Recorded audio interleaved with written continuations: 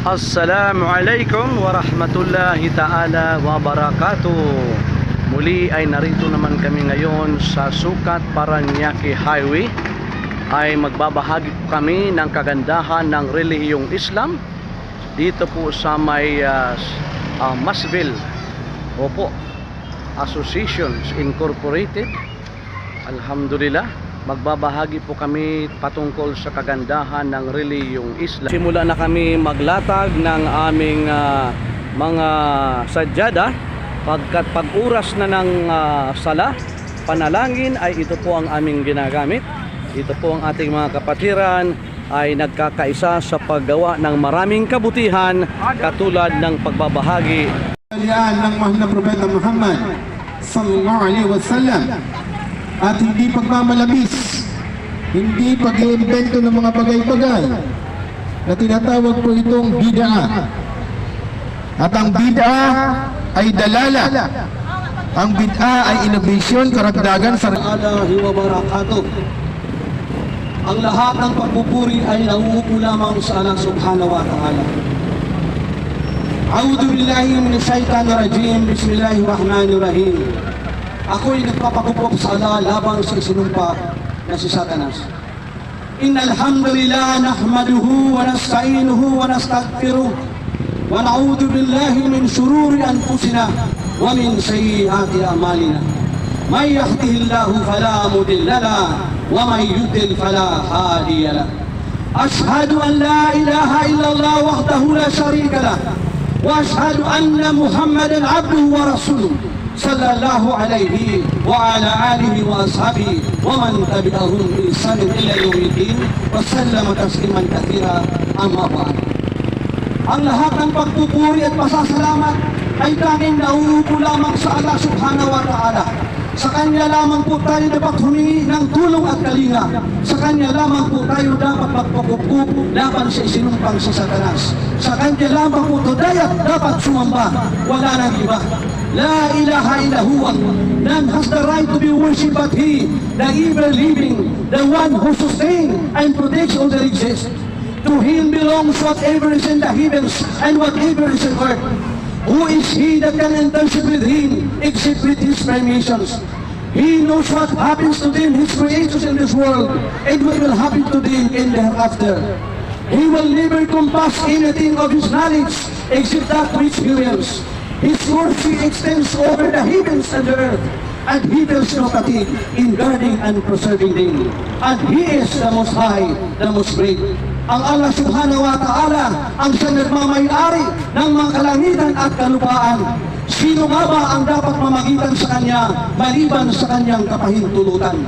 Ang Allah subhanahu wa ta'ala ang nakakaalam sa mga ginagawa ng Kanyang mga nilikha dito sa mundo at mangyayari sa kabilang buhay.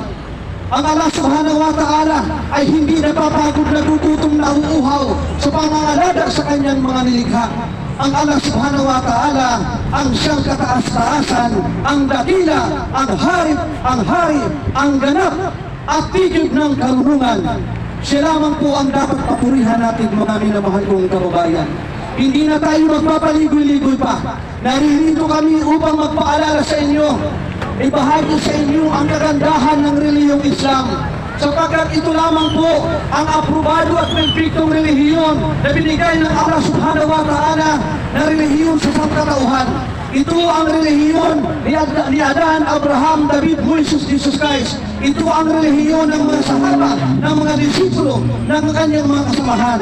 At hanggang ngayon ay walang pagkaiba. Mula noon hanggang sa ngayon, ito lamang po ang relihiyong binigay ng Allah subhanahu wa ta'ala sa sangkatauhan, ang Islam. Kung tawagin sa Tagalog ay kapayapaan. Islam, hinango sa salitang salam na ang ibig sabihin ay kapayapaan. Total submission and obedience to the will of God, Allah. Ganap na pagsunod at pagsuko sa utos at batas ng Allah subhanahu wa ta'ala.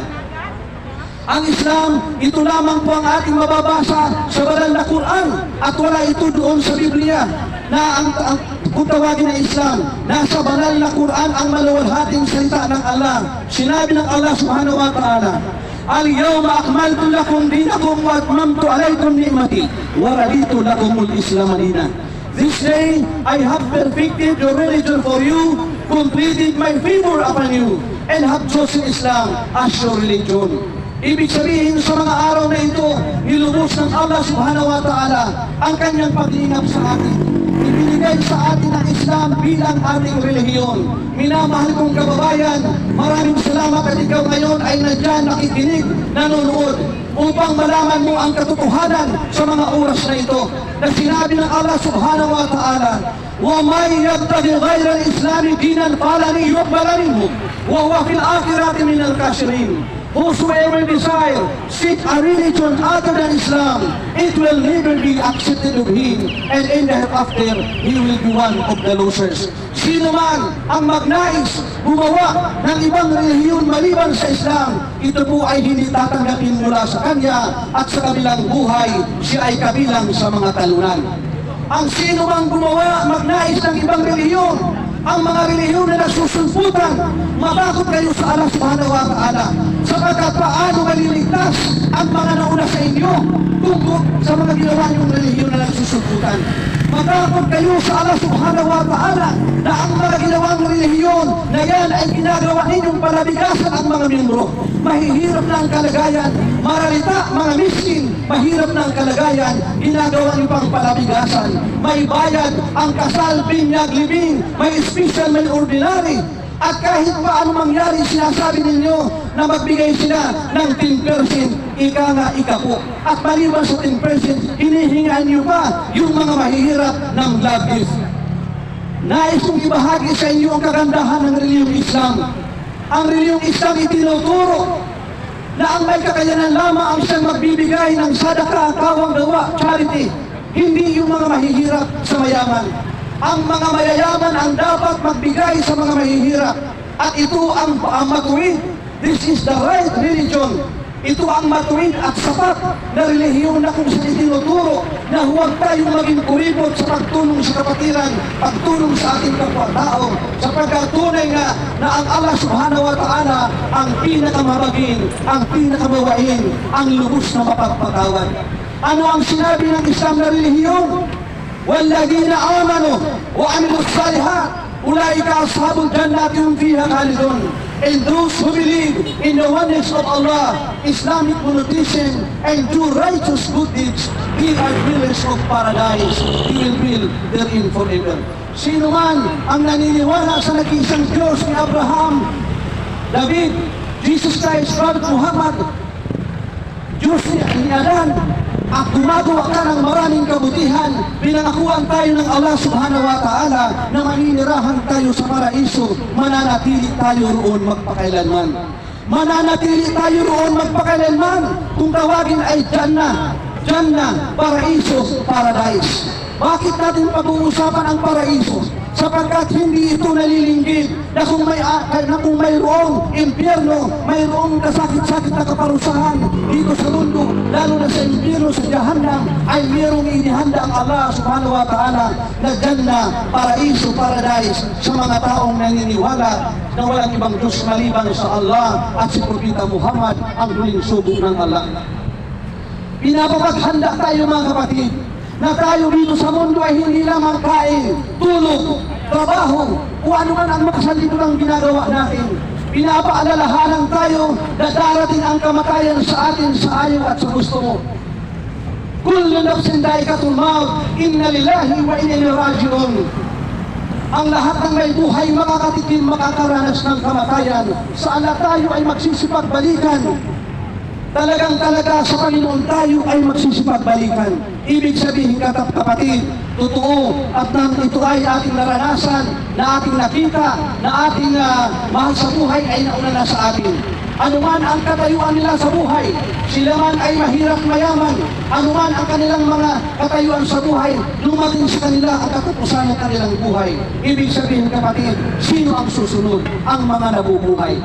Bago dumating sa atin ang katapusan ng ating buhay, pinapaalalahanan tayo ng Allah subhanahu wa ta'ala na magbalik-loob tayo sa tunay at nag-iisang tagapaglikha. Inna Allaha indahu ilmus saati wa yunazzilul ghaiza wa ya'lamu ma fil arham وما تدري نفس ماذا تكسب غدا وما تدري نفس بأي أرض تموت إن الله عليم خبير. Ang Allah subhanahu wa ta'ala ang nagpapamalismis ng mga ulan. Siya lamang ang nakakaalam sa mga nasa sinapupunan ng mga ina. No person knows what he will earn tomorrow, and no person knows in what land he will die. Walang nakakaalam kung magkano ang iyong kikitain, at hindi mo alam, hindi natin alam kung kailan tayo papanaw, anong klaseng kamatayan ang ating mararanasan. Nais kong ibahagi sa inyo kapatid, na habang tayo may pagkakataon pa, magbalik loob tayo sa Diyos, sa Rab, sa ating Panginoon, na ang Panginoon ni Adan, Abraham, David, Moises, Jesus Christ, walang iba kundi ang Allah subhanahu wa ta'ala. Ang Allah, ito ay pansariling pangalan ng lumikha. Napakasimple, napakagaan. Kapag ikaw ay magkasala, sasabihin mo lamang, Astaghfirullah, Ya Allah, patawarin mo ako. Ya Allah, patawarin mo ako. Samantala, ang ibang sikta relihiyon, kinakailangan lalapit ka pa sa isang tao, sa isang nakasukana, lalapit ka pa sa kanya upang magsasisi ng iyong kasalanan. Papaano kung ikaw ay sumakay ng barko, sumakay ka ng eroplano, wala kang katabi na nakasukana, paano ka mapapatawad ang iyong kasalanan? Samantala, mismo ang Biblia ay nagsabi sa 1 John 1:9, if we confess our sins to God, He is faithful and just to forgive us our sins and to cleanse us from all unrighteousness. Kung ipapahayag mo ang iyong kasalanan sa nag-iisang tagapaglikha sa Allah, so sabihin mo lamang ang Astaghfirullah, Ya Allah, patawarin mo ako. Ano man ang katayuan mo sa buhay, saan ka man naroon, sa awat habang ng Allah subhanahu wa ta'ala, mapapatawad ka ng iyong mga kasalanan. Sapagkat ang Allah lamang ang nakakaalam sa iyong mga iniisip, sa iyong nasa puso, sa iyong isipan, at walang natatago sa Kanya. Ibig sabihin, siya ang sugdol sa kapangyarihan, ang tigib ng karunungan. Allahu Akbar! Ang Allah ay dakila. Kaya minamahal kong kababayan, ang mga oras na ito ay huwag natin sayangin. Ito ay paalala namin sa inyo na tayo ay dapat magbalik loob bago dumating sa atin ang kamatayan. Anong sabi ni Propeta Muhammad sallallahu alaihi wasallam? Sino man sa inyo ang magsabi ng La ilaha illallah, walang ibang Diyos maliban sa Allah, at dumating sa iyo ang katapusan ng iyong buhay, at ito ang iyong kahuli-huliang binigkas, ang La ilaha illallah, sa awat habang ng Allah, ikaw ay magkakaroon ka ng tunay na kapanatagan, kapayapaan, kasiguruduhan ng kaligtasan ng iyong kaluluwa. Alalaong baga, iniligtas tayo sa impyernong apoy. Yan lang ang dahilan kung bakit kami naririto, upang makibahagi kami sa ginawa ng mga propeta, sa ginawa ng mga sahaba, at ito ay turo ng Allah subhanahu wa ta'ala. Ito ay iniutos sa Allah ng Allah subhanahu wa ta'ala na ibahagi namin sa inyo ang kagandahan ng relihiyong Islam. Minamahal kong kababayan, sino man ang magnais ng ibang relihiyon, ito ay hindi tatanggapin mula sa kanya. Tingnan mo nga naman ang relihiyong Islam. Bago likhain si Adan, nandyan na po ang Islam. Historically, ang Pilipinas, bago dumating ang mga Amerikano, Espanyol, Hapon, nandyan na po ang Islam sa Pilipinas. Hindi ka pa isinisilang, kapatid, ngayon. Hindi ka pa isinisilang nung bago dumating ang Espanyol noong March 1521, nandyan na po ang ating mga hinuno, sina Raha Sulaiman, Raha Humabon, Dato Puti, Dato Lapu-Lapu, Dato Dumaluglog. At ang kauna-unahang na pumunta dito na isang kapatid natin mula sa Gitang Silangan, si Sharif Macdon, ibinahagi dito sa Pilipinas, ang dala niya ay kapayapaan.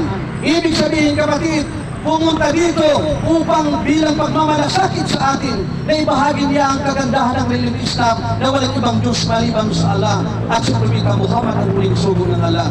Ano ang ginawa ng ating ibang mga bansa? Pumunta sila rito upang sakupin, nagdala ng kanyon, nagdala ng baril, nagdala ng itak, upang ang tao dito sa Pilipinas ay sakupin sa pamamagitan ng dahas, sa pamamagitan ng pagiging terorismo. Kaya minaman kong kababayan, dapat nating malaman, huwag nating babaliktarin, historically, Quranically, biblically, ang Allah subhanahu wa ta'ala ang dapat pagkukulan ng pagsamba, at ang Islam ang pinakauna dito sa mundo bago ang ibang relihiyon. Dito sa Pilipinas, bago ang ibang relihiyon. Kaya nga minamahal kong kababayan, ang oras at panahon na ito, huwag natin sayangin. Sapagkat naturalmente, ang bahay ay nasisira, ang sasakyan ay kinakalawang, ang buhay natin ay makakatikim, makakaranas ng kamatayan, ang kalakasan makakatikim ng kahirapan, ng pagkakasakit, at lahat tayo ay makakatikim ng kamatayan. Ibig sabihin kapatid, tayong lahat ay temporal, tayong lahat ay pansamantala lamang. Darating ang panahon, darating ang panahon, babalik tayo sa pinanggalingan sa atin, sa Allah subhanahu wa ta'ala, at haharap tayo sa Kanya. Qul innal mawta alladhi tafiruna minhu, fa innahu mulaqikum. Thumma turaduna ila alimil ghaibi wa shahadati, fa yunabbiukum bima kuntum ta'malun. Ang Allah subhanahu wa ta'ala ay nagpahiwatig sa atin, ang kamatayan na pilit natin tinatakasan, na ating tinatakbuhan, ito ay ating makakaharap. Ibig sabihin, habang lumilipas ang oras panahon, papalapit tayo sa kamatayan. Kaya bago dumating sa atin ang kamatayan, ano ang gagawin natin? Upang tayo ay magkaroon ng kapanatagan, kapayapaan, at kasiguraduhan ng kaligtasan ng kaluluwa, upang tayo ay magtagumpay dito sa mundo tungo sa kabilang buhay, napakagaan, napakasimple. Kung ano man ginawa ng mga propeta gawin natin, ano ang sinabi nila sabihin natin, lahat sila sumaksi na walang ibang Diyos maliban sa Allah, at si Propeta Muhammad ang huling sugo ng Allah. La ilaha illallah. Kaya minamahal kong kababayan, bago ko ibigay ang may grupo nito, inaasahan ko na ikaw ay sasabay sa pagdeklara, pagsyahada na walang ibang Diyos maliban sa Allah subhanahu wa ta'ala. Pag ito'y binigkas mo mula sa kaibuturan ng iyong puso ang ganito, sabayan niyo po ako. Sabihin natin lahat mula sa kaibuturan ng ating puso ang ganito, Ashhadu! Ulitin natin, sabihin mo, Ashhadu! An la ilaha illa Allah wa ashhadu anna Muhammad Rasul Allah. Sa ating wika, sabihin natin ito mula sa ating kaibuturan ng ating puso. Ako'y sumasaksi at naniniwala na walang ibang Diyos maliban sa Allah. Ako'y sumasaksi at naniniwala na si Propeta Muhammad ay huling sugo ng Allah. Takbir! Tayo ay magbunyi. Tunay na kapag sino man ang magsabi ng La ilaha illallah Muhammad Rasulullah mula sa kaibuturan ng iyong puso at dumating sa iyo ang katapusan ng iyong buhay, makakaasa tayo sa awat habag ng Allah subhanahu wa ta'ala, maninirahan tayo sa paraiso, mananatili tayo roon magpakailanman. Alalang baga, iniligtas tayo sa impyernong apoy. Subhanakallahumma wa bihamdik, asyhadu an la ilaha illa anta, astaghfiruka wa atubu ilaik. Wa akhir da'wana alhamdulillahi rabbil alamin. Assalamualaikum warahmatullahi taala wabarakatuh. Masya Allah, siya po si brother. Thank you.